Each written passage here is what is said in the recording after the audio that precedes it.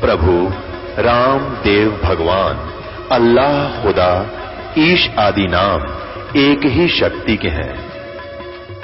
वो कैसा है, कहां है, कैसे मिलता है, किसने देखा है? ये प्रश्नवाचक चिन्ह पूर्ण रूप से हटाने के लिए अवश्य सुनिए जगत गुरु तत्वदर्शी संत रामपाल जी महाराज के अमृत वचन, सर्व पवित्र धर्मों के पवित्र शास्त्रों के आधार पर। तो सत्य कबीर, मैं वो अविगत जिसकी कोई गत न जान नहीं सकता, सत्य कबीर वो सच्चा भगवान सत्य साहिब, मैं रूप में अधर रहता हूं, सतलोक में रहता हूं। पौमी धरणी आकाश में मैं व्यापक सब ठोरे, गरीबदास नहीं दूसरा, हम सुतल नहीं और, हम समतुल नहीं और। पौमी धरणी आकाश में सब जगह मैं व्यापक हूं और मेरे बराबर इस पृथ्वी ब्रह्मांडों में कोई नहीं है। हम समतुल नहीं और, हम माने हमारे, सम माने बराबर, तुल्य माने योग्य, हमारे बराबर कोई नहीं है। हम दासन के दास हैं, करता पुरुष करीम, गरीबदास अवधूत हम ब्रह्मचारी सीम। सुन रामानंद राम हम, ने बोले सुन रामानंद राम हम, और मैं बावन नरसिंह, गरीबदास कली कली हम ही कृष्ण अभंग। अब ये बातें पीएचडी की आ गई यहां पर, यानी इस भक्ति मार्ग का अंतिम स्थिति आ गई यहां पर इस ज्ञान की। जैसे प्रहलाद के ऊपर आपत्ति आई थी, आपत्ति जब प्रहलाद पर आई थी तो उस समय नरसिंह बनकर भगवान आए थे। यहां कहते हैं कि विष्णु जी ने नरसिंह रूप बनाया था, लेकिन यहां एक बहुत गहरी बात आपको बताना चाहता हूं। ये नरसिंह रूप इस विष्णु जी ने नहीं बनाया था, ये स्वयं सतपुरुष आए थे, उन्होंने विष्णु रूप बनाया था और उस बच्चे की रक्षा करके उस राक्षस को समाप्त करके और विष्णु रूप दिखाकर वो इस विष्णु को शाबाशी दे गए थे। लेकिन उनके हुक्म बिना ये नहीं कर सकते, ये ऐसा बचाव नहीं कर सकते, ये विशेष आपत्ति थी भक्तों की।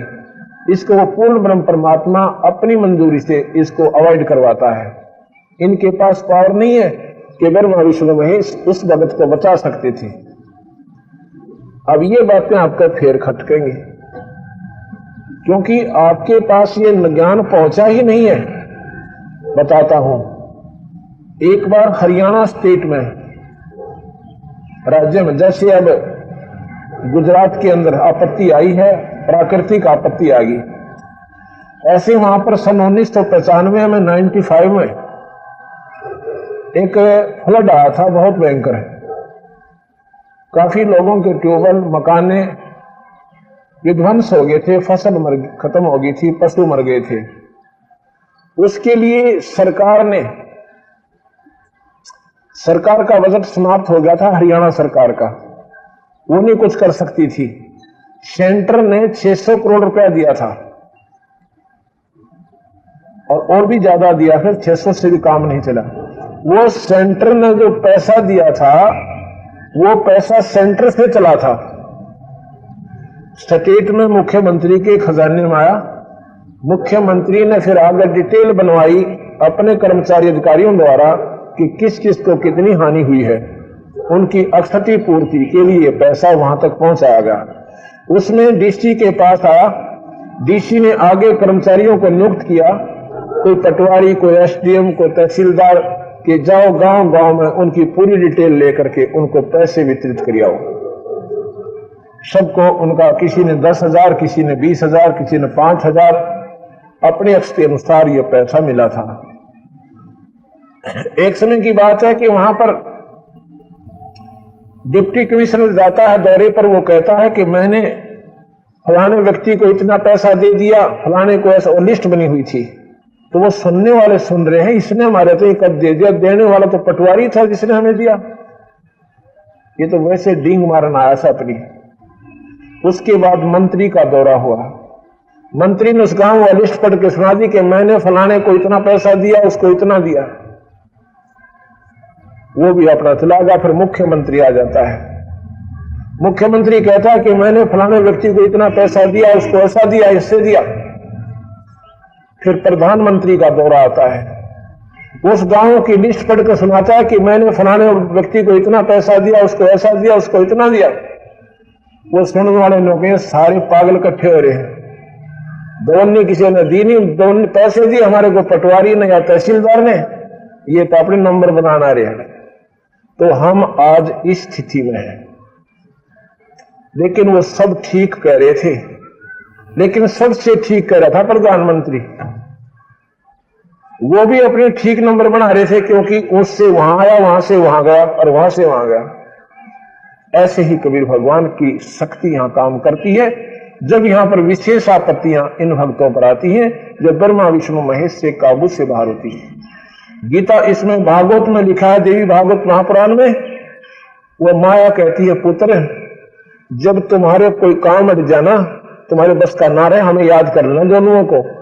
किसको? ज्योति निरंजन को, सनातन भगवान को, काल को और मेरे को। तुम्हारी आपत्ति निवारण कर देंगे। और जब इनसे भी अट जाता, ये ऊपर याद करते हैं, ये उस पूर्ण परमात्मा को की तरफ अपनी अर्जी भेजे हैं, हाथ तोड़ते हैं। गोरखनाथ से कहा था कबीर साहब ने कि तेरा ज्योत स्वरूपी अलख निरंजन धरता ध्यान हमारा, ये तेरा ज्योत स्वरूपी भगवान यू काल भी मेरा ध्यान दरस है, मेरी पूजा करता जब मैं इसको टुकड़ा देता हूं। ये थारी सृष्टि चल रही है। अक्षर पुरुष एक पेड़ है, निरंजन वाकी डार, ये तीनों देवा शाखा है, वही पात रूप संसार। और रूट जो है जड़, वो कबीर भगवान है, सतपुरुष है, और जड़ से खुराक चलती है। यही समझ लेना, इतना काफी है। यहां क्या कहते हैं? सुन रामानंद राम हम बावन नरसिंह, गरीबदास कली कली हम ही कृष्ण अभंग। कि ये बावन बोन ये हमारी आज्ञा से और हम ही बनकर आए थे। और ये राम जो है, ये भी हमारी शक्ति है, हमारे से ही इन्होंने परमिशन लेकर के ये अवतार बनकर आते हैं और हम इनको शक्ति देते हैं। अब प्रधानमंत्री कह सकता है कि डीसी में, डीएम में और एसपी सुपरिटेंडेंट ऑफ पुलिस भी मैं हूं, एसडीएम भी मैं हूं और सीएम भी मैं हूं। वो कह सकता, क्योंकि वो सब शक्ति संपन्न है, क्योंकि उसके पास ये सारी पावर्स विद्यमान है। ऐसे कवि साहब बोल रहे हैं, सुन राम आनंद राम हम, जिस राम ने तो बज रहा है ना, वो तेरा राम भी मैं हूं, क्योंकि वो मेरे हुक्म बिना पत्ता भी नहीं हिल सकता। सुन राम आनंद राम हम, मैं बावन नरसिंह, गरीबदास कली कली हम ही कृष्ण अभंग। हम पानी हम पवन हैं, हम अग्नि धरण आकाश, गरीबदास तत्व पांच में हम जो शब्द निवास। अब तक कमाल कर दिया। कहते हैं मैं कैसे सर्वव्यापक हूं? ऐसे हूं जैसे पांचों तत्वों के अंदर शब्द कंटिन्यूस है, कांस्टेंट है। शब्द हर तत्वों में विद्यमान है। आकाश का गुण है शब्द, वायु का गुण है सप्रस, और अग्नि का गुण है रूप, और पानी का गुण है रस, और पृथ्वी का गुण है गंध, सुगंध। इनमें जो हम आवाज बोल रहे हैं, सुन रहे हैं, चारों तरफ से ये ब्रह्मांड को जैसे ब्लेडर बंद कर दिया जाता है, जैसे चारों तरफ से बंद कर रखा है। एक ब्रह्मांड को चारों तरफ से आकाश से बंद कर रखा है। अगर ये बंद नहीं होता तो हम बोल एक दूसरे को सुना नहीं सकते थे। जैसे स्पीकर को बंद कर देते, उसमें आवाज आती है, स्पीकर फट जाता, फुसड़ फुसड़ करता, बोल नहीं सकता। तो ये जो गुण है, जो आवाज है, शब्द है, ये आकाश का गुण है। शब्द है तो आकाश भी है। उसके बाद अग्नि, अग्नि का है रूप, ये वस्तु दिखाई देती है, और उसमें जो आवाज आती है ना, बकड़ बकड़, वो शब्द आकाश का गुण विद्यमान है। अपना गुण है रूप, यानी चीज दिखाई देती है। वो अग्नि जली तो दिखाई देने लगी, हाँ, वायु दूसरा गुण है। वायु का गुण है स्पर्श। हवा चलती है तो महसूस होती है, भाई काना ठंडी ठंडी लगती है, कभी गर्म हवाएं चलती हैं, गर्म महसूस होती है। ये स्पर्श जो गुण है ये वायु का है। और ये इसमें सर्र सर्र की आवाज आती है, ये आकाश का गुण, शब्द कांस्टेंट है। ऐसे तीसरा रूप अग्नि आता है। अग्नि का अपना गुण है रूप, और जो उसमें सर्र सर्र की आवाज, बकड़ बकड़ की आवाज आती है, वो गुण है आकाश का शब्द। और जो गर्म लग रही है ये वायु का स्पर्श गुण है इसके अंदर। ये तीन गुण अपने गुण के साथ दो गुण और इसमें विद्यमान है, जिसमें शब्द कंटिन्यूस चल रहा है। आगे पानी आता है। पानी का अपना गुण है खारा और मीठा लगना, ये स्वाद है इसका। और इसमें जो ऊपर से गिरेगा तड़तड़ की आवाज आती है, ये आकाश का गुण शब्द है। ये ठंडा और गर्म लगता है, ये वायु का गुण है। और ये दिखाई देता है, ये अग्नि का रूप गुण है। इसमें शब्द कांस्टेंट है। आगे चौथा गुण तत्व है पृथ्वी। पृथ्वी का अपना गुण है महक। पृथ्वी के डले पर पानी डालिए मिट्टी के पर, उसमें से आपको महक आएगी, और वो महक इस पृथ्वी का गुण है। डले को दिखाई देता है, ये अग्नि का गुण है। डला लगता है, स्पर्श हुआ, दर्द हुआ, वायु का गुण है। ऊपर से गिरता आवाज आती है, शब्द गुण है। दिमाग से हुआ आवाज, ये शब्द आकाश का गुण है। और खारा और मीठा लगता हुआ डला, वो उसमें पानी का गुण स्वाद है। इस प्रकार ये पांचों, जैसे पांचों तत्वों में शब्द कांस्टेंट टाइम से भिन्न हो ही नहीं सकता, ऐसे इन भगवाना की गेला में गेल रहता हूं। इन सारी पृथ्वी में ऐसे समाया हुआ हूं मैं, जैसे ब्रह्मा के साथ भी हूं, विष्णु के साथ भी हूं, और इस नरेंद्र भी पे मेरा ही आसरा है। गरीबदास तत्व 5 में हम ही शब्द निवास। हम धरणी, हम पानी, हम पावन है, हम धरणी अग्न आकाश। गरीबदास तत्व 5 में हम ही शब्द निवास। सर स्वामी सतभाक हो, झूठ न हमरे रंच। गरीबदास हमरे रूप बिना और सकल परपंच। अगर ये शब्द या शब्द आकाश नहीं होता तो ये सारे ग्रह को कीता जाता, क्योंकि सारा ओवरऑल कंट्रोल आकाश ने कर रखा है इसको। उससे ये फिर इनके अपने गुरुत्वाकर्षण काम कर रहे हैं। आकाश का बाहर से बाउंड्री खत्म हो जाए, ये समाप्त हो जाएंगे, खत्म हो जाएंगे। गरीबदास हम रूप बिना और सकल प्रपंच। आवत जात न दीखे हूं, रहता सकल समीप। गरीबदास चल तरंग हूं, हम ही शायर सीप। मैंने बोला नगम क्षणाता जीता ना दिखता। फिर क्या कहते हैं, बोलत रामानंद जी हम गड़बड़ा सुकाल। गरीबदास पूजा करे मुकुट फही जदमाल। अब चर्चा चल रही है रामानंद जी, पहला गाड़ी गुड़ी देख उस कबीर साहब ने बोला तू बैठते तो पाछे देखूंगा मैं। पर्दा लाकर पूजा कर रहा है, वह माला अड़गी। बोलत रामानंद जी हम गड़बड़ा सुकाल। भीतर भीतर मन में कह रहा काश बड़ा बूंदा जन आया भाई, बहुत बुरा दिन आया कि हमारी पूजा खराब हो रही है और मुकुट में माला फंस गई। गरीबदास पूजा कर रहे हैं मुकुट फही जदमाल। सेवा करो संभाल कर, कबीर साहब बोले बारते हैं, सेवा करो संभाल कर सुन स्वामी सुर ज्ञान। गरीबदास सर मुकुट अधर माला अटकी आन जान। स्वामी गुंडी खोल के फिर माला गल डार। गरीबदास इस भजन को जानत है करतारे। डोडी पर्दा दूर बगा लीना कंठ लगाए। गरीबदास गुजरी बहुत जब बदने बदन मिलाए। मन की पूजा तुम लखी। फिर ने बोले मेरी बात को आपने सही पकड़ दिया।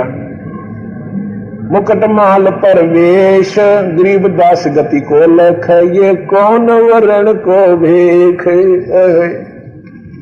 रामानंद जी ने बोले भगवान तेने कुकर मानना कोई परमात्मा कैसे महसूस करे यू आर गॉड, कैसे? मन की पूजा तुम लखी, मैं तो मानसिक पूजा कर रहा था, तो मूर्ति बना भी ना रखी थी मैंने तो। और मुकुट माल परवेश गरीब दास गति कौन लखे, तेरा कौन वर्ण क्या भेख। ये बात ने क्यों कोई भगवान मानना कोई किस तो घर में पैदा हो रहे आ रहे जुलाए के घर में, और क्या आपकी वेशभूषा एक धोती है, एक टोपी, एक कुर्ता, आपने भगवान क्यों कर माना? या दुनिया क्यों कैसे जाने आपको यू आर गॉड, क्या परमात्मा हो? हम भगवान उनको तो मान लेते हैं जिनके हाथ में सुदर्शन चक्र हो और शिव जी का हाथ में भाला त्रिशूल हो, क्योंकि उन डरते आप मान लें उनके विशेष आकर उनके बने हुए हैं आभूषण, ये इनके आभूषण है गहने। रामचंद्र में मान लेंगे तीर टांगरे, क्योंकि लठाड़े ने तो सारे मान ले, और बिना डंडे वाले मानना तो उसका से। जैसे थाने एक जगह देखा हमारे गांव में एक फ्लड आई थी, डीसी आ गया और डीसी के साथ गनमैन, डीसी साधारण वे पैंट कमीज में और बोदाहा था वो पतलाहा, इधर दूसरे देश का, इधर बिहार की साइड का, और सावड़ा सा पतला सा, और वो टोपी टापी भी ना ला रहा था बेचारा, और कुर्सी पर बैठा और गनमैन दूर खड़ा, जौन सा भी गांव का है, और एक थानेदार आ रहा क्यों कुछ, तो उस थानेदार ने गनमैन का नौकरा नमस्ते चौधरी साहब, और डीसी द्वारा नो खड़े हो जाए उनका भाई लग गया, क्यों उनके पास वो बंदूक थी, पिस्तौल थे और डंडा दे रहे थे, वो तो जानते नमस्ते करे सारे, और डीसी द्वारा नो खड़े हो जाना उनका रिश्तेदार से कोई, उनने नमस्ते भी ना करें खागड़े। तो ये भी याद आओ बात, क्योंकि डंडे वाले नजाब पर मान लेते हैं, मानना तो उसको था ना, क्योंकि वो शक्ति युक्त है, उससे तो ज्यादा शक्तिशाली था, उसको नहीं मान रहे थे। जब मानना जब वो बेड़ा पटा रही तो भाई काम का आदमी से कई काम सार गया, उनके छोटी मोटी जो रिंग बांध गया, अनुमति देगा भी कल ही शुरू करवा देता हूं। जब उसको मानना फिर वो चलो थानेदार भी मानने थे, परंतु वो ज्यादा मानना पड़ा उन्हें। ऐसे ही कबीर साहब अपनी शक्ति युक्त है, ये दिखावा नहीं करते, इनको दिखावे की आवश्यकता ही नहीं है। ये ब्रह्मा विष्णु महेश इसके बॉडी गार्ड है, इन बॉडी गार्डों ने जरूरत पड़ा बंदूक की। जब यहां ये आते ये रक्षक होते हैं इनके, सच बताऊं आपको। ऐसे ही ये बात समझ में आएगी जब यह बात आपको पूर्ण रूप से कबीर भगवान की शक्ति, और फिर ये आपको भगवान दिखेगा। इस बिना अपना भगवान दिखे को नहीं, फिर है भी नहीं। मन की पूजा तुम लिखी ये मुकुट माल परवेश, गरीब दास गति को लख ये कौन वर्ण के भेख। तेरी महिमा ने कौन जाने, किस रूप में, किस वर्ण माने जाति मारे, अब किस वर्ण में किस जाति में, और के छोटा सा बॉडी बिचा के सा वेश बना रखा, तो ना भगवान मानना तो मानना क्यों करे। कबीर साहब ने बोला हम तो बने मनवाया करा को मानना था, ना मानो तो ठीक है, अपने भगवान थरे से अपने पूजते रहो, बनोगे दे और जाओ स्वर्ग में, 84 थारी छुट्टा को ना, काल की तपस्या थारी बचा को ना, और हमारी शरण में आ जाए, काल देखा भी कोई नहीं आपकी तरफ, वो नजर भी नहीं आओगा। काल हमारे नाम से ऐसे डरता है, कहते हैं जैसे फनपति मंत्र सुन ये रखे फन सकोर, ऐसे बीरा मेरे नाम से यू काल लवे मुंह मोड़।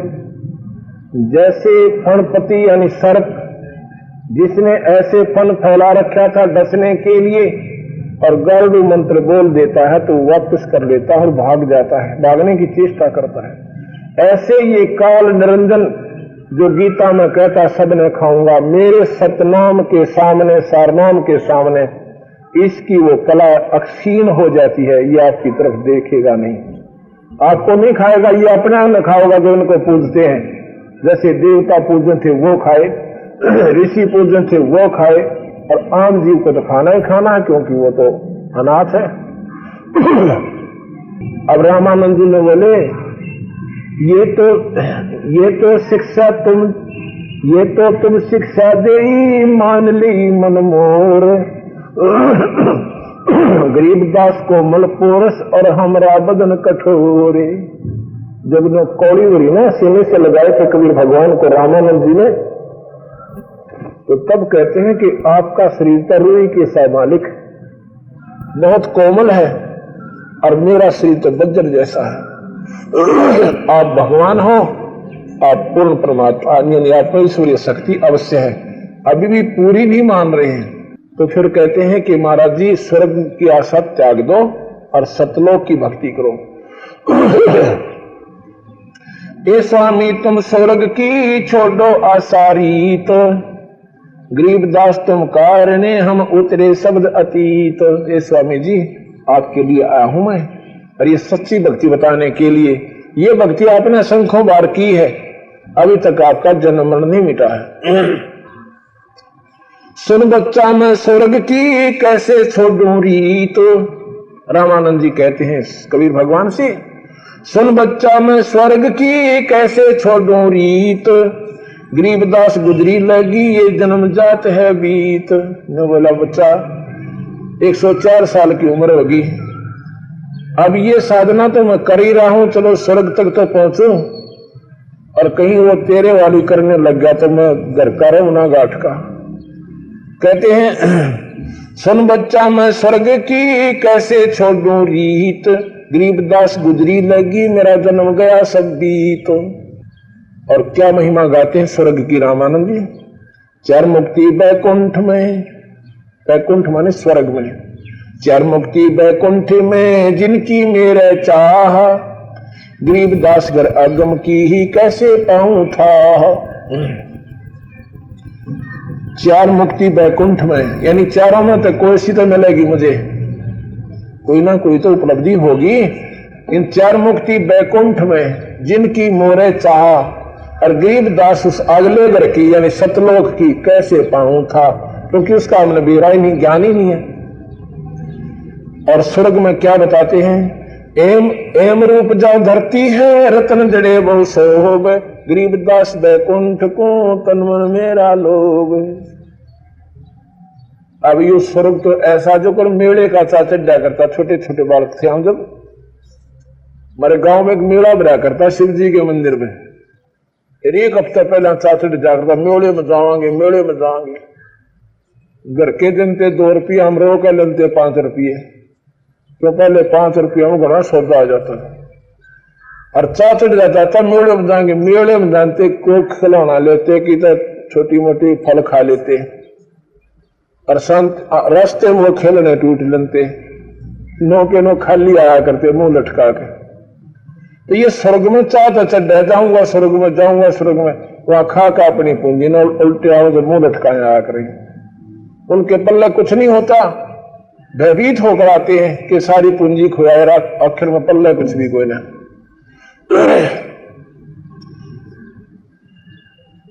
तो यहां कहते हैं रामानंद जी को चासा चढ़ रहा है कि स्वर्ग को तो मेरा तन मन लोभ रहा, यानी उधर मेरी आकर्षण बना हुआ है।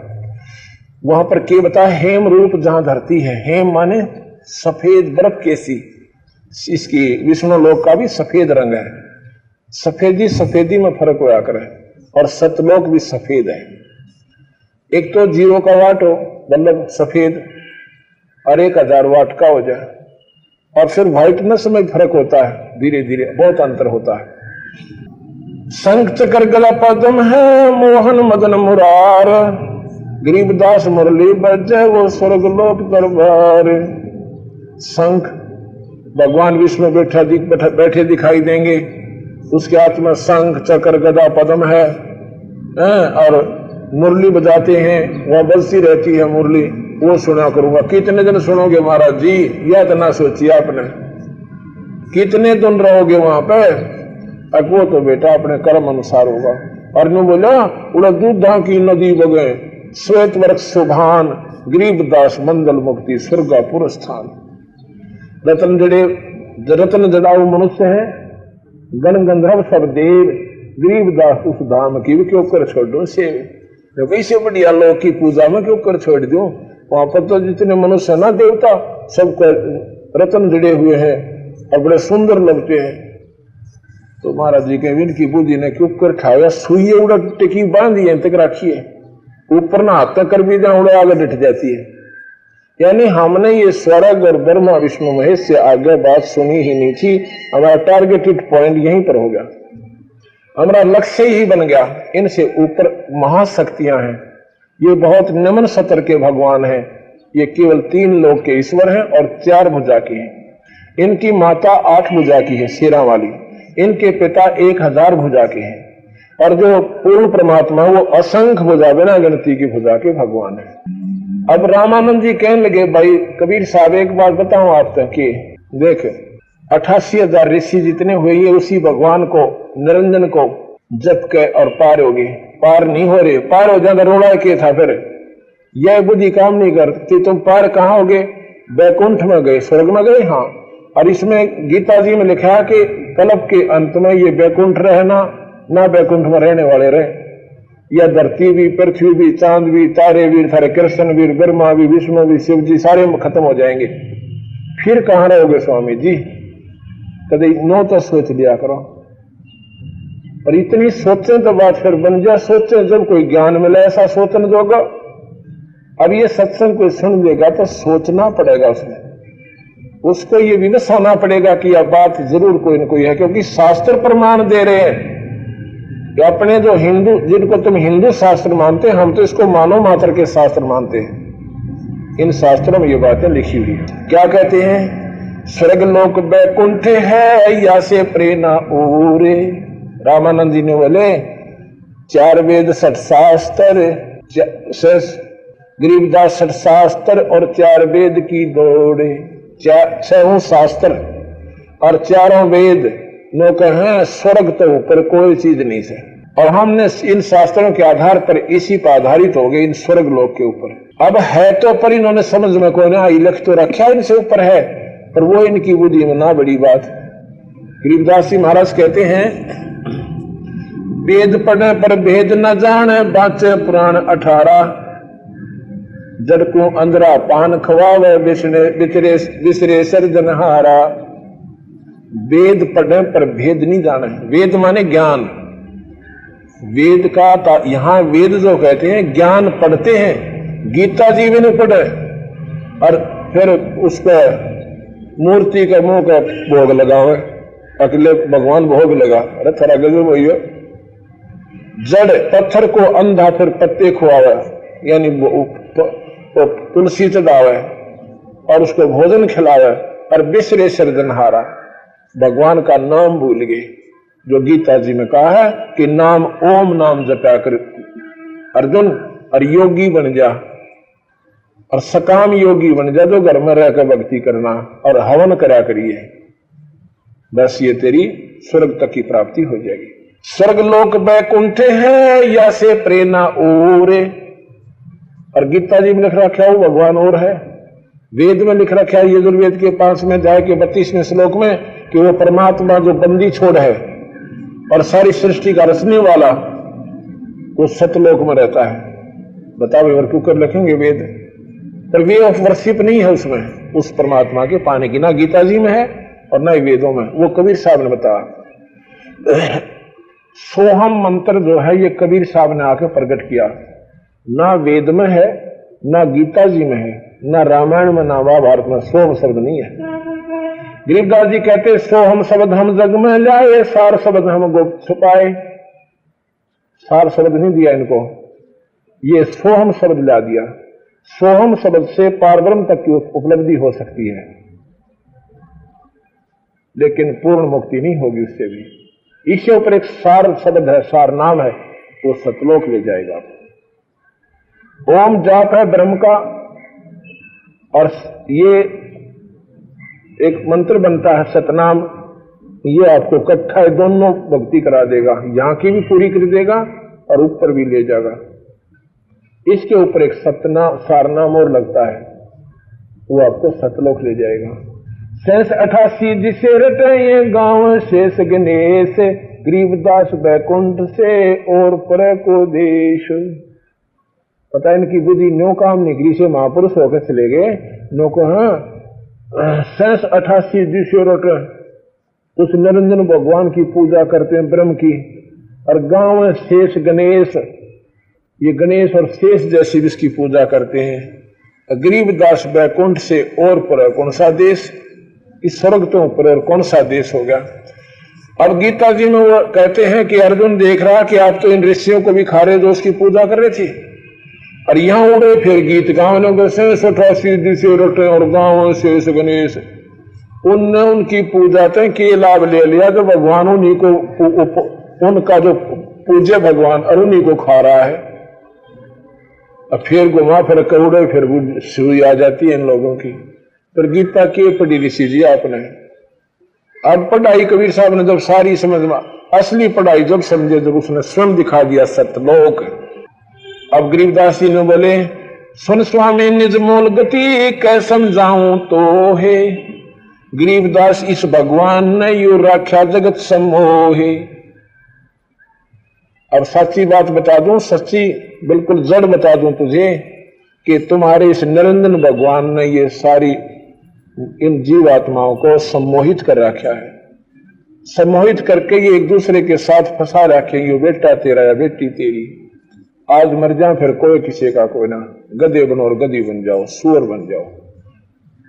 ये थारे भगवान ने सम्मोहित कर रखा है सारे संसार को। और फिर क्या, ब्रह्मा विष्णु महेश ने ये जड़ाए हैं जीव।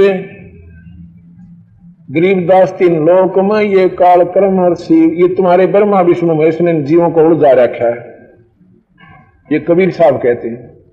अब ये महसूस होगा जो भगवान ब्रह्मा और विष्णु के उपासक होंगे, नहीं।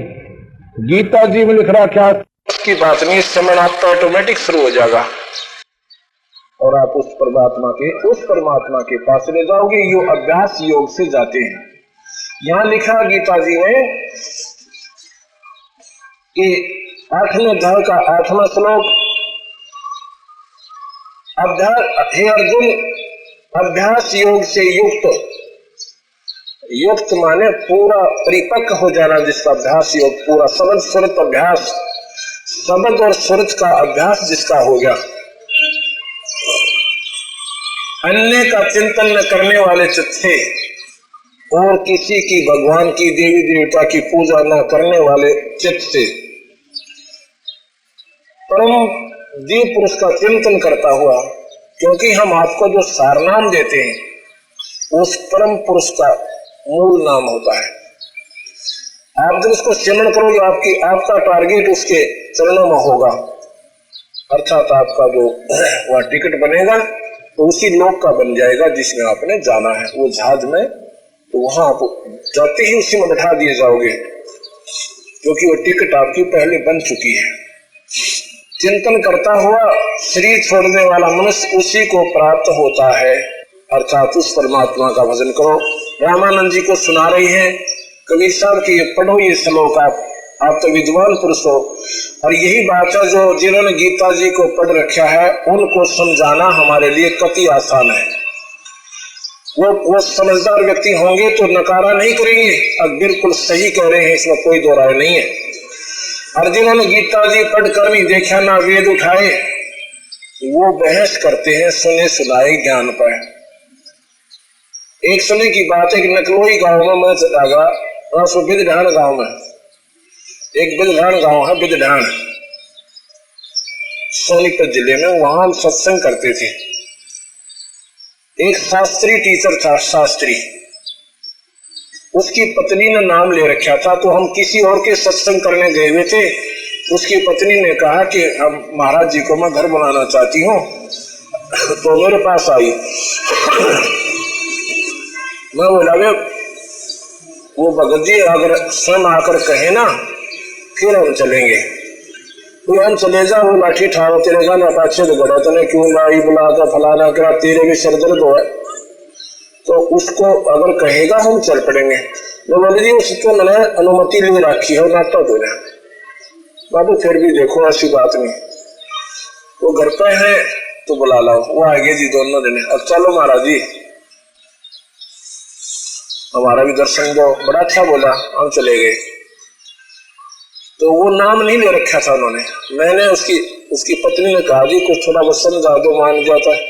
मैं उसको लागा समझाने दी, कबीर साहब नो। मैं बोला जी मुझे सब मालूम है। अच्छा भाई, कहते मेरे पास चारों लोग रखे हैं। तो मैं भी सहम गया भी, पहले तो उसको वैसे स्वाभाविक सा ज्ञान देना चाहता था भाभी, फिर इसने ज्ञान तो है, फिर मैंने दूसरे ढंग से शुरू कर दिया। मैं बोला आपने यजुर्वेद पढ़ा होगा, उसके 5वें अध्याय के 32वां श्लोक आपने पढ़ा है? नो बोला मैंने पढ़ा कोई ऐसा नहीं है। चारों वेद रखे पर पढ़ा कोई नहीं है। फिर तो मेरा टट्टू का हुआ बौड़ी बीच तो बड़ा मन उसको कन्नड़ा कर दी कही। और मैंने कहा तुम नाम ले लो। बोला ना नाम तो थारी चेली नहीं रहेगी। मैं तो कोई नहीं। मैं चलो भाई ठीक है, तो इसने बख्श देगा वो भी तेरा शुक्र से। इसको बाद ना बनेगा तो भी मैं शुक्र मनाऊं, तेरे तले में तो बनना से इसका तो उदाहरण दे कम से कम। अब की हो सकता कुछ दिना के बाद गलत 1.5 महीने के अंतर्गत एक बार टीचरों की कोई रैली थी और वो बैठा ट्रक में, और वो ट्रक सीधा इधर आके ना सोनीपत बोर दो रही और टकरा गया जी दूसरी ट्रक टारक में। और उस भगत जी की 3 जगह तक कड़ी टूटी, 2 जगह तक टांग टूटी, बाह टूटी और यहाँ जूता में चोट लगी। हमारा सेवक है उनके गांव का, वो उसे मिलने चला गया, सिपाही है पुलिस में। उस दिन वो बोला संत राम गुरु जी की मिल लेंगे। बोला केफा? बोला नाम लूंगा मैं। बोला भाई तो गुरु जी आके मेरा काम मिलने से। बोला क्यों की बात? ने बोला आज उनकी कृपा से बचा हमारा जीवन नहीं था, मैंने तो लो खड़े दिखे आ गए, मैं नाम लूंगा। और तो भाई ठीक है, ईद तो यहाँ तो आ नहीं सकते, आप स्वस्थ होकर आ जाओगे जब नाम ले लिया। अब यहाँ क्या है कि उसकी पत्नी ने भगवान का आसरा ले रखा था, अगर वह भी शरणवाना होती उसका सत्यानाश होता, वो डेथ हो जानी थी, उसकी मर जाना था। एक भी घर का सदस्य कबीर भगवान की शरण में है और वो बाधक नहीं बनते उसके मार्ग में, वो उसका पति या उसका कोई घर का सदस्य, तो उनकी भी रक्षा मालिक कर देगा। जाएंगे पाकेंगे, बकल उतरेगा, 2 दिन ज्यादा लग सकते हैं बस। तो जी उसने तो घर आते ही और मेरा वहां जाना हो गया, घर में पाठ पे वो तो समय तक बलस्तर खा लिया उसमें। मैं बोला जी नाम दे दो। मैं बोला के बात शास्त्री जी?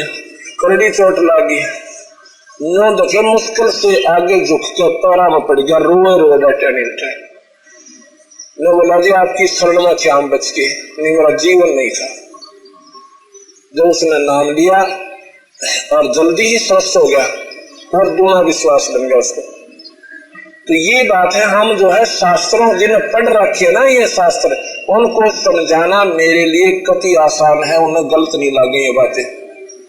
जिन्होंने ना शास्त्र पढ़े हैं और सुने सुनाए संतों की अटकलों पर अटके हुए हैं, उनके लिए हम उनको समझाना हमारे लिए दुभर हो रहा है, क्योंकि वो सुनकर प्रसन्न ही नहीं है, ना शास्त्रों का ज्ञान है।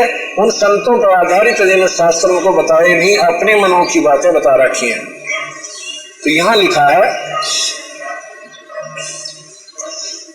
8वें अध्याय का 9वां श्लोक, जो परमात्मा सर्वज्ञ सबका जानने वाला अनादि अनादि कदेत सब पर शासन करने वाला, ओवरऑल कंट्रोलर, ओवरऑल रूलर, सूक्ष्म से अत्यंत सूक्ष्म सबका धारण पोषण करने वाला, अज्ञान से अत्यंत परे, सूर्य की तरह प्रकाश स्वरूप तथा ज्ञान स्वरूप ऐसे अचिंत स्वरूप का चिंतन करता है, वह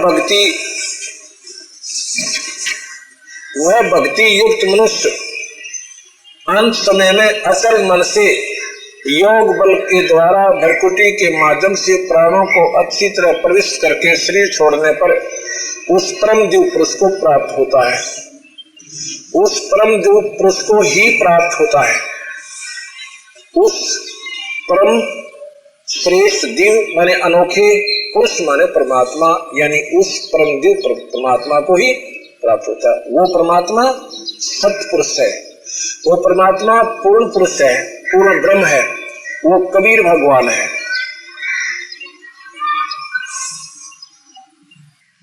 8वें अध्याय का 22वां श्लोक बताता है कि अर्जुन, संपूर्ण प्राणी जिसके अंतर्गत है, संपूर्ण प्राणी जिससे संपूर्ण संसार व्याप्त है, वह परम पुरुष परमात्मा तो अनन्य भक्ति से प्राप्त करने योग्य है। बस सीधी सी बात है, इसमें दो राय है कोई। वो परमात्मा तो अनन्य भक्ति से प्राप्त करने योग्य है। अनन्य यानी दूसरे की कोई भी साधना आस्था अपने मन में भी ना हो, जैसे पतिव्रता होती है। एक इष्ट, एक ही गुरु, गुरु और इष्ट को एक बना लो, द्वितीय भाव नहीं रहेगा आप में। अब रामानंद जी को समझा भगवान, आप क्यों ना उस भगवान की साधना करते। मैं बोला भाई बात बताओ आप तय, हमने ना तो कितने आज तक सुना था, ये पढ़ा जरूर था, पर इतना विचार मारा था को नहीं कि और भी कोई भगवान से। तब कबीर साहब ने उसको समझाया कि ऐसे ऐसे काल भगवान है जो गीता में स्वयं कहता मैं सबको खाऊंगा। इस काल भगवान के अंतर्गत ये तीनों देवता ही इसके पुत्र हैं, और इनसे ऊपर निरंजन से ऊपर ब्रह्म से ऊपर एक परब्रह्म शक्ति है, परब्रह्म से ऊपर एक पूर्ण ब्रह्म शक्ति है, और वहां जाकर के अब आपका फिर मरण नहीं होगा। अब क्या तली लेते हैं वो, कहते हैं बच्चा एक बात बताऊं, अब क्या मैं होगा बूढ़ा, 104 साल की उम्र होगी। अब 104 वर्ष तक तो मैं इस साधना में मंडा रहा 3 लोकाली में। अब उम्र का ना मेरा 2 दिन का हूं, 10 दिन का हूं, 1 साल वर्ष का हूं, 2 वर्ष का हूं, और वो भक्ति मेरे बने ना कदे मैं घर का रहूं ना घाट का। कहीं ऐसा ना हो मैं उसमें लग जाऊं, ये भक्ति मेरी फेल हो जाए। नहीं गुरुदेव, ये आपने बीए कर ली, आपकी बीए होगी, आपकी मैट्रिक होगी ना, समझ लो। अब आगे की पढ़ाई और पढ़ो, ये आपकी, ये तो पढ़नी थी आपने, इतना तो आपने करना ही था। अब आगे की यानी सतलोक का मैं मार्गदर्शन आपको बता सकता हूं। तेने बोला भाई नो को ना मानो, मैं तो आंखों देखू ना जब यकीन हो। कबीर साहब कहने लगे अच्छा ऐसे करो, आप समाधिस्थ हो जाओ, मेडिटेशन करो। मेडिटेशन का अभ्यास उन्होंने कर रखा था। समाधि लगाई, अंदर से जा रहे हैं, आगे जाके 3 रास्ते बन जाते हैं। एक जाकर के त्राहा बन जाता है, उसको त्रिवेणी बोलते हैं। एक जाती है राइट हैंड को, लेफ्ट हैंड को, लेफ्ट हैंड को जो जाती है बाएं हाथ को, एक नाड़ी जाती है। अंदर से वो नाड़ी बहुत सुरंग सी नजर आती है, जैसे दूरबीन होती है ना, छोटी सी चीज को इतना बड़ा, एक छोटी सी इतनी पाइप को इतना बड़ा सुरंग दिखाई देगी, इतना उसका लेंस होते हैं। ऐसे ही अंदर वो नाड़ी इतनी बड़ी नजर आती है। जब उस गुफा से वो चल रहे हैं कि इधर से जाओगे ना स्वामी जी, यहाँ कब रुक गए, उससे आगे जब जाते हैं जीवन का श्रीरंत हो जाता है। इतने त्रिवेणी तक योग अभ्यासी हो जाते हैं, वहां देखे नजारे ठाट से वहां बैठे रहते हैं। जब कहते हैं स्वामी जी यहाँ से इधर जाओगे आप, क्योंकि आपकी साधना इस साइड की है, और इस नाड़ी में आगे ऐसे वाल लगे हैं, इनमें से एक एक नाड़ी सुरंग और जाती है नीचे को। इधर जो विष्णु उपासक है ये फर्स्ट वाल में जाएगा। जब आप वहां पहुंचोगे ना, यहाँ ऑटोमेटिक ये वाल खुल जाएगा, क्योंकि आपने भक्ति विष्णु लोक की कर रखी है। उसमें से आप एकदम नीचे गिर जाओगे, वाल बंद हो जाएगा, वापस नहीं आ सकते। उसमें से आप सुरंग में के भवन गुफा बनी हुई सब जगह ऐसे घूमते हुए विष्णु लोक में पहुंच जाओगे। वहां जाते आपका देव शरीर बनेगा, और फिर वहां आप रहोगे, अपनी कमाई खाओगे, और फिर उसके बाद 84 में चले जाओगे। इसके आगे देखिएगा, ये शिव उपासक है, ये इस वाल के अंदर घुस जाएंगे और वाल बंद हो जाएगा, ये विष्णु शिवलोक में चले जाएंगे। साधक जो योगी पुरुष है, आगे फिर वो लंबा विस्तार बना करके इस ऐसे ऊपर हो जाता है। ये सामने का जो रास्ता ये ब्रह्म लोक में जाता है। ब्रह्मलोक में तुम नहीं जा सकते, तुम्हारी साधना विष्णु लोक की है। और ये राइट हैंड को जाता है 88,000 खेड़े बने हुए, इन सब ऋषियों को वहां पर ठाट करवा रखे इस काल में। वहां उनका ब्याह हो रहा है, उनका बालक से, और खूब ठाट कर रखे हैं। और जब वह पूरी हो जाएगी ना कमाई, उन्हें गधे बना देगा ऋषिया न देवता न सारा। ये सामने जो सुराख है ये ब्रह्मरंध्र है, ये थारे बस का कोई ना खोलना। गरीबदास कहते हैं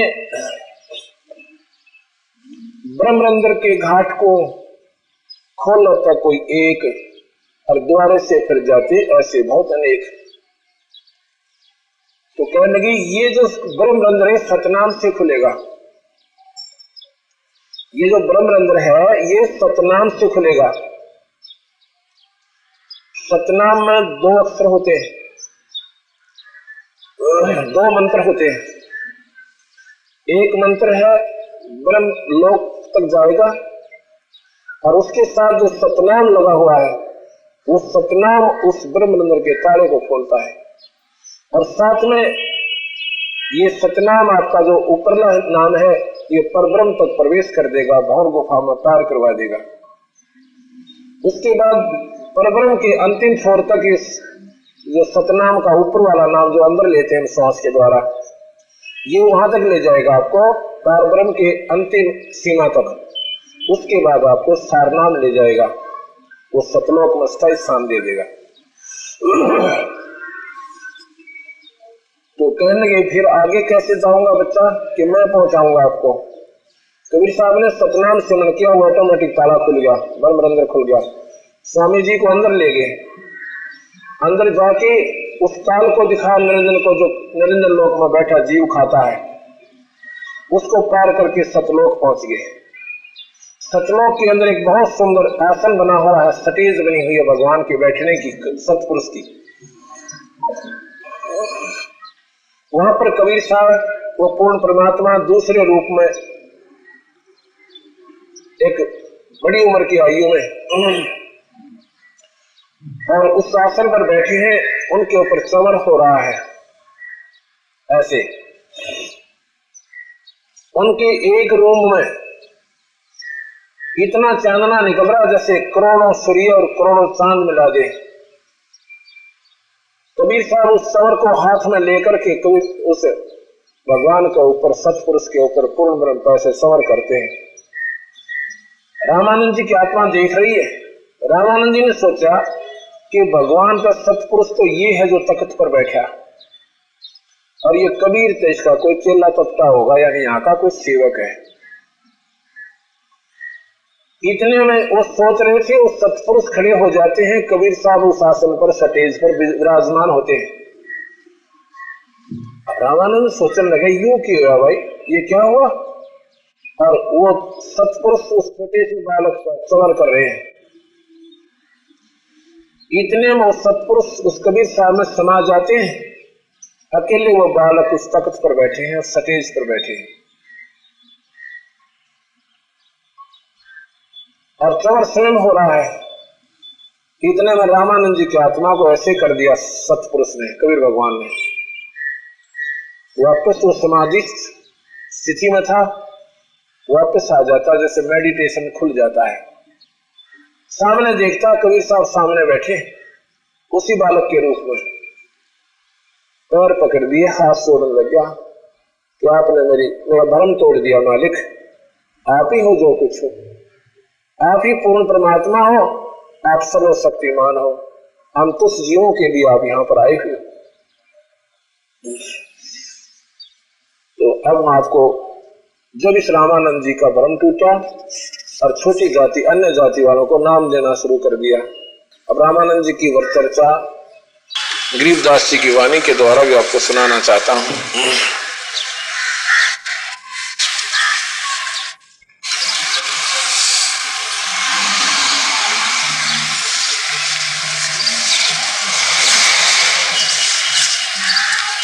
पांच वर्ष के जदबे काशी मंज कबीर, गरीबदास अजब कला ज्ञान ध्यान गुण थीरे। गुल भया काशीपुरी ही अटपट बैन बिहंगे, गरीबदास जुल्हा गरीबदास गुणी थके सन जुल्हा प्रसंग।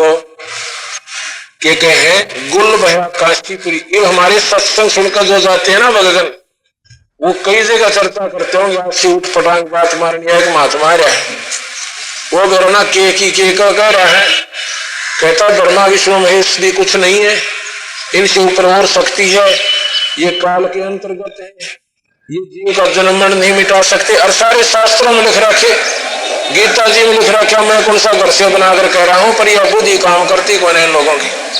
ऐसे ही कबीर साहब जब ये लगे ना ये बात बताने, तो सारी काशी में चर्चा का विषय बन गया कि यो बेराना के उठ पटांग मारे। हमने सुना ही नहीं था ये बातें जो आज सुनने को मिल रही हैं। जो आपने नहीं सुना था वो सुनाने आया हूं मैं। जो तुमने सुना था वो कंप्लीट नहीं सुना था, वो पूर्ण नहीं सुना था। शास्त्रों में लिखा हुआ है, आपने वो सुना भी कौन नहीं। अगर ये सुना होता तो मेरी समस्या आधी हल हो जाती आपकी, आप स्वतः स्वीकार कर लेते, आपने ये बुरा नहीं लगती मेरी बातें। यहाँ गरीबदास साहब कबीर साहब के बारे बताते हैं, उनके साथ ऐसी ही बनी थी। गुल भया काशीपुरी, उस काशी नगरी में शोर मच गया। अटपटे बहन विहंग, यानी अटपट बातें मारा से प्रेरणा के कह रहा है। गरीबदास गुणी थके सुन दुल्हा प्रसंग। गुणी कहते हैं विद्वान पुरुष हार गए उस कबीर साहब के सामने, और इस कबीर साहब की बातों को सुनकर कि बिल्कुल सच्चाई तो जो की तो जो ये बता रहे हैं, लेकिन वो अपने स्वार्थवश अज्ञानतावश, अज्ञानता कहूंगा क्योंकि उन्होंने अपना स्वार्थ पैसे का बना रखा है, इन भोली भाली आत्माओं को सत्मार्गदर्शन नहीं करवा रहे हैं। रामानंद अधिकार सुन जुल्हा अक जगदीश, दास गरीब बिलम नहीं ताही नवा बख्शीश। रामानंद को गुरु कहे वो तन से नहीं मिला हाथ, दास गरीब दरस बहे पड़े लगी जो लात। ये कथा मैंने आपको सुनाई है ना, इसके बाद ये बातें आपको अंडरस्टूड होती चली जाएंगी जो मैं पढ़ कर सुना रहा हूं। पंथ चलत ठोकर लगी राम नाम का दीन, दास गरीब कसर नहीं वो सीख लेगी परवीन। पंथ चलत ठोकर लगी, घाट पर जाते जाते उनके सिर में ठोकर लगी, यानी खड़ाव लगी, राम नाम कह दे। फिर ये पूछने लगा कि तू कौन है, तूने मेरे से नाम कब लिया था, कौन आडा पड़दा लाए कर रामानंद भूजंत। गरीबदास कुलंग छवि वो अगरधार कूदंत। आडा पर्दा ला के सामने और गुस्से में होकर वो कूद रहा है, कभी इधर जा रहा है कभी इधर जा रहा है, लो मुंह दिखाने के लिए, जैसे कुरंग माने मर्ग कूद जाकर खड़े ऐसे उछल रहा है गुस्से में। आडा पर्दा लाए कर रामानंद भूजंत। गरीबदास कुरंग छवि अदरधार कूदंत, अदर ढाक कूदंत। ने बोला कौन जात कौन पंथ है, कौन तुम्हारा नाम। दास गरीब आधीन गति ही बोलत है बलिजाम। रामानंद ने बोले तू किस जाति का है और क्या तेरा नाम है और कौन सा तेरा पंथ है, वे ऑफ वर्शिप क्या है तेरी, और किस भगवान का तू नाम बात बताता है। तो गरीबदास बताते हैं कि कबीर साहब न्यू बोले, जात हमारी जगत गुरु परमेश्वर है पंथ। दास गरीब लिखत पड़े नाम निरंजन कंत। अब देख ताला पाट दिया कबीर भगवान ने, सच्चाई बताई, रामानंद जी को कड़वी लगी। न्यू बोले जात हमारी जगत गुरु, मैं सबका उस्ताद हूं, सारे ओवरऑल कंट्रोलर, सबका गुरु हूं, ब्रह्मा का गुरु, विष्णु का गुरु, शिव जी का गुरु, मैं यानी सबका जगत गुरु हूं। और परमेश्वर है पंथ, मेरा जो मार्गदर्शन है ब्रह्मा विष्णु तक का नहीं है, इस निरंजन सारे ब्रह्म तक का नहीं है, ज्योति निरंजन तक का नहीं है। हमारा जो मार्गदर्शन है वो परमेश्वर का, परमेश्वर। अब यहां पर विचार करना आप, ईश जमा में वर ईश्वर, ईश्वर जमा में परम, जमा में ईश्वर परमेश्वर। ईश माने भगवान मालिक, ईश्वर माने उस भगवानों का भी भगवान ईश्वर। जैसे मुनिवर ऋषिवर, यानी मुनि और भी हैं, उनमें एक श्रेष्ठ, एक उनमें श्रेष्ठ मुनिवर। वर माने पति भी होता है, मालिक भी होता है, यानी उनका मुखिया। अन्य ऋषि हैं तब तो एक मुखिया माना गया, उसने ऋषिवर कहा उसे, ऋषियों में श्रेष्ठ। ऐसे ईश्वर, ईश भी है, भगवान है, उन भगवानों में श्रेष्ठ भगवान वो कौन है? ईश है ज्योति निरंजन ब्रह्म, ईश्वर है परब्रह्म, और परब्रह्म से भी ऊपर परम ईश्वर परमेश्वर, वो पूर्ण ब्रह्म, ब्रह्म परब्रह्म पूर्ण ब्रह्म, ईश ईश्वर परमेश्वर। कहते मेरा जो पंथ है, मेरा जो मार्गदर्शन है वो परमेश्वर का है, यहाँ का नहीं है। जात हमारी जगत गुरु परमेश्वर है पंथ, दास गरीब लखत पड़ा मेरा नाम निरंजन कंथ। बोला मैं भगवान हूं। निरंजन का मतलब होता है भगवान, माया से रहित, निरंजन बिना माया का, ये माया रहित ईश्वर। ये ज्योति निरंजन है काल, ये भी भगवान से 21 ब्रह्मांड का, ये माया सहित भगवान है। ये खराब हो जाएंगे अंत में। एक तो नूनी घी होता है, मक्खन जिसे कहते हैं, वो भी घी कहलाता है, और एक शुद्ध घी होता है, शुद्ध घी खराब नहीं होता। और ये टिंडी का घी, नूनी घी जो होता है ना, जिसको मक्खन कहते हैं, ये कुछ समय में बर्बाद बदबू हो जाएगी। ऐसा ये ज्योति निरंजन है, और ये बाकी जितने सारे नूनी घी है, ये मक्खन नहीं है, ब्रह्मा विष्णु महेश, ये भी समय आने पर समाप्त हो जाएंगे। लेकिन सतलोक में जो भगवान है वो घी है, वो शुद्ध है, प्योर है, वो निरंजन है। जब भगवान का है ना 5 साल के बालक रो भी गरीब घर का, रामानंद कहता जी चिड़की उठी, यानी बहुत दर्द लगा, गुस्से हो गया। न बोला रे कुजाते, अरे मंदबुद्धि के, तो छोटी जाति का मुंह बात बड़ी, तुझे शर्म नहीं आई? तो अपने आप को भगवान कहता है, नीच तुझे पाप लगेगा। अब वो क्या समझो भगवान ने, ये सच्ची कह रहे हैं। उनको बुरा लग रहा है कि ये छोटा मोर बड़ी बात बताने लग रहा, तो दबे गुना कम्मा बालक से। रे बालक सुन दुर्बोधी, तेरा घटमट नहीं अकाहारे, गरीब दास गरीब दर्द लगा हो बोले सृजनहारे। दर्द हुआ उसको इस बात का, जब अपने आप को सृजनहार कहा कबीर भगवान ने कि मैं मालिक हूं, ओवरऑल कंट्रोलर हूं। और गुस्से में आकर कहा करें, तुम मोमन के पालवा दुल्हे के घर बाश, दास गरीब अज्ञान गति तेरा एता दृढ़ विश्वास। अब लोग कहते हैं ना, तो मोमन यानी एक दुल्हा है ना, तो तू पालिया और बन बैठा भगवान, और नादान तो ऐसी ऊंची बात कहता है, मान बढ़ाई छाड़े कर बोलो बालक बहन, इन ऊट पटांग बाता न रहने दो, जो मैं प्रश्न कर रहा हूं उसका सीधा उत्तर दो। तू कौन है, क्या जाति है तेरी?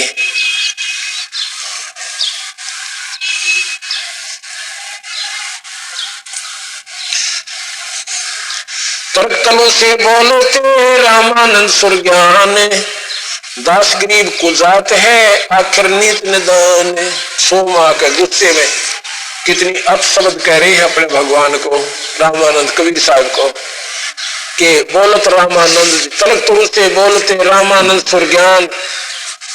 और रामानंद जैसे महापुरुष और के बूंदी बात कहते हैं, के बोले कि गरीब दास कुजात है आखिर नीच निदान। तो कुजात है, तेरी जात का बिना मेरा तू है कौन से का, क्या कित पाया था पड़ा हुआ, और आखिर में नीच है, इसलिए तो अपने आप को भगवान कह रहा है।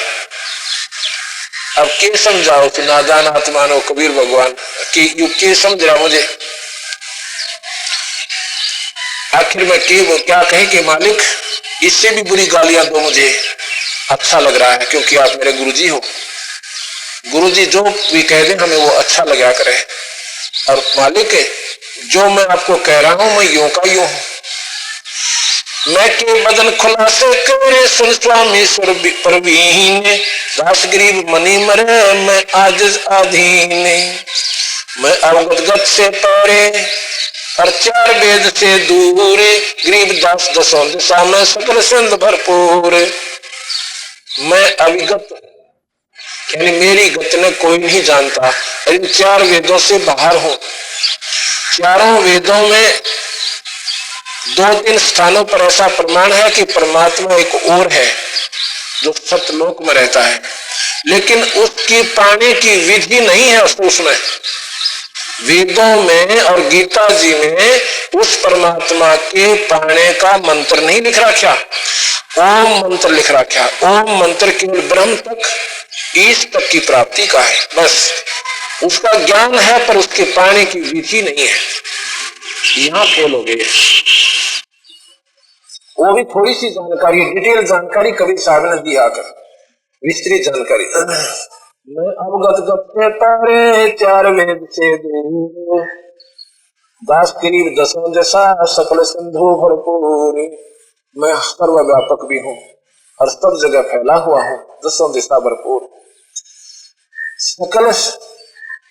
सकल सिंध भरपूर हूँ, खालिक हमारा नाम, दास गरीब आजाद हूँ तैं जो कहा बल जाऊं। मैं सर्वव्यापक हूँ और भगवान मेरा नाम है। खालिक माने भगवान, खलक माने दुनिया, दुनिया का मालिक खलक है, खालिक होता है, खलक का मालिक खालिक। सकल सिंध भरपूर हूँ, खालिक हमारा नाम। अन्य बोले भगवान मेरे जात कोई नहीं गुरुदेव, और आपने मुझे कुजात नीच छोटी जाति कहा, बलिहारी हूँ आप पे, आप कुछ भी कह सकते हो मुझे, पर मेरे जाति नहीं है। सकल दास करीब आजाद हूँ, आजाती हूँ तैं जो कहा बलि जाऊं। ए स्वामी सृष्टा में सृष्टि हमरा तीरी। सृष्टा कहते हैं सृष्टि के रचने वाला भगवान, अब सृष्टि कहते हैं मेरे ही आश्रित है। सृष्टि हमरे तीर यानी मेरे ही किनारा गई है, या सारी सृष्टि ये मेरे आश्रय है। ए स्वामी सृष्टा में सृष्टि हमरे तीर।